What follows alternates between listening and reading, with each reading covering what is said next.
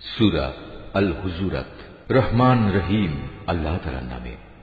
ওহে মানুষ, তোমরা যারা ঈমান এনেছ, আল্লাহ তাআলা ও রাসূলের সামনে কখনো অগ্রণী হয়ো না এবং সর্বদা আল্লাহকে ভয় করে চলো। আল্লাহ তাআলা নিঃসন্দেহে সবকিছু শোনেন এবং দেখেন। হে ঈমানদার ব্যক্তিরা, কখনো নিজেদের আওয়াজ নবীর আওয়াজের উপর উঁচু করো না এবং নিজেরা যেভাবে একে অপরের সাথে উঁচু গলায় আওয়াজ করো, নবীর সামনে কখনো সে ধরনের উঁচু আওয়াজে কথা বলো না। এমন যেন কখনো না হয় যে তোমাদের সব কাজকর্ম এ কারণেই বরবাদ হয়ে যাবে এবং তোমরা তা জানতেও পারবে না। যারা আল্লাহর রাসূলের সামনে নিজেদের গলার আওয়াজ নিম্নগামী করে রাখে, তারা হচ্ছে সেসব মানুষ যাদের মন মগজকে আল্লাহ তাআলা তাকওয়ার জন্য যাচাই বাছাই করে নিয়েছেন। এমন ধরনের লোকদের জন্যই রয়েছে আল্লাহর ক্ষমা ও অসীম পুরস্কার। হে নবী, যারা তোমাকে সময় অসময় তোমার কক্ষের বাইরে থেকে ডাকে, তাদের অধিকাংশই নির্বোধ লোক। যতক্ষণ তুমি তাদের কাছে বের হয়ে না আসো, ততক্ষণ পর্যন্ত তারা যদি ধৈর্য ধরে অপেক্ষা করত, তাহলে এটা তাদের জন্য হতো খুবই উত্তম। আল্লাহ তাআলা ক্ষমাশীল ও পরম দয়ালু। হে ঈমানদার ব্যক্তিরা, যদি কোনো দুষ্ট প্রকৃতির লোক তোমাদের কাছে কোনো তথ্য নিয়ে আসে, তবে তোমরা তার সত্যতা পরখ করে দেখবে। কখনো যেন আবার এমন না হয় না জেনে তোমরা কোনো একটি সম্প্রদায়ের ক্ষতি করে ফেললে এবং পরে নিজেদের কৃতকর্মের ব্যাপারে তোমাদেরই অনুতপ্ত হতে হল। তোমরা জেনে রাখো, সিদ্ধান্ত দেওয়ার জন্য তোমাদের মাঝে এখনো আল্লাহর রাসূল মজুদ রয়েছে। আর আল্লাহর রাসূল যদি অধিকাংশ ব্যাপারে তোমাদের মতেরই অনুসরণ করে চলে, তাহলে তোমরা এর ফলে সংকটে পড়ে যাবে। কিন্তু আল্লাহ তাআলা তা চাননি বলেই তোমাদের কাছে তিনি ঈমানকে প্রিয় বস্তু বানিয়ে দিয়েছেন। তোমাদের অন্তরে সে ঈমান আকর্ষণের বিষয় করে রেখে দিয়েছেন।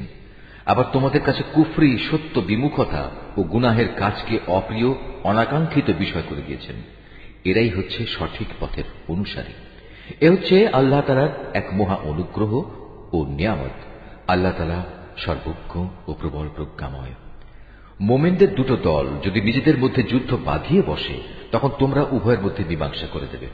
অতঃপর তাদের এক দল যদি আরেক দলের উপর জুলুম করে, তাহলে যে দলটি জুলুম করছে তার বিরুদ্ধে তোমরা লড়াই করো, যতক্ষণ পর্যন্ত সে দলটি সম্পূর্ণত আল্লাহর বিচারের দিকে ফিরে না আসে। হ্যাঁ, একবার যদি সে দলটি আল্লাহর বিচারের দিকে ফিরে আসে, তখন তোমরা দুটো দলের মাঝে ন্যায় ও ইনসাফের সাথে মীমাংসা করে দেবে এবং তোমরা ন্যায় বিচার করবে, কেননা আল্লাহ তাআলা ন্যায় বিচারকদের ভালোবাসেন। মোমেনরা তো একে অপরের ভাই, অতএব বিরোধ দেখা দিলে তোমাদের ভাইদের মাঝে মীমাংসা করে দাও। আল্লাহ তাআলাকে ভয় করো, আশা করা যায় তোমাদের উপর দয়া ও অনুগ্রহ করা হবে।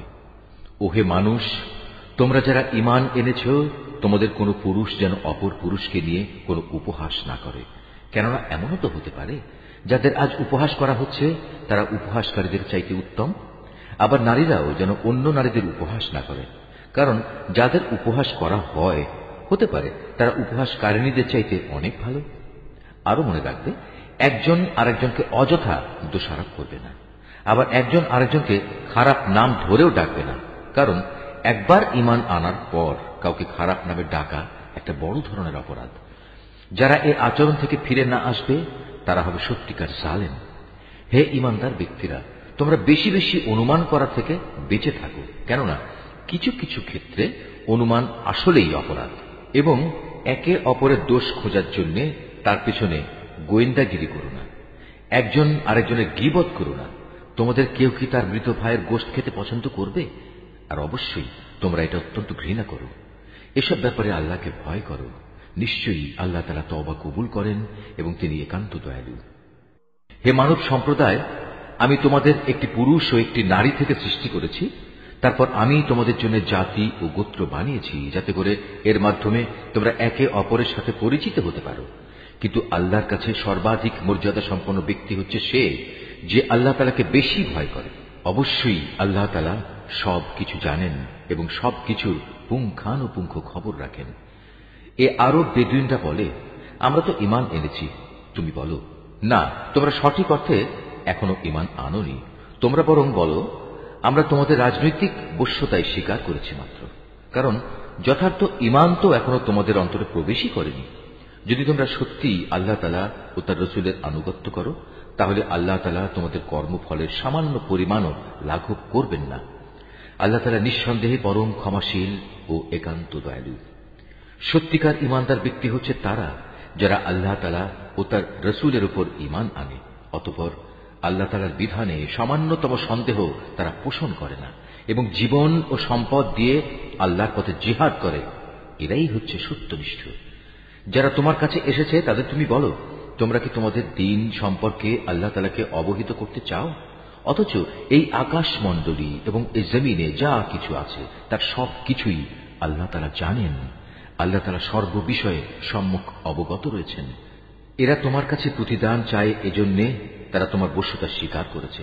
তুমি তাদের বলো, তোমাদের বশ্যতা স্বীকার করার প্রতিদান চাইতে আমার কাছে এসো না, বরং যদি তোমরা যথার্থ সত্যনিষ্ঠ হয়ে থাকো তাহলে জেনে রেখো আল্লাহ তাআলাই তোমাদের ঈমানের পথে পরিচালিত করে তোমাদের ধন্য করেছেন।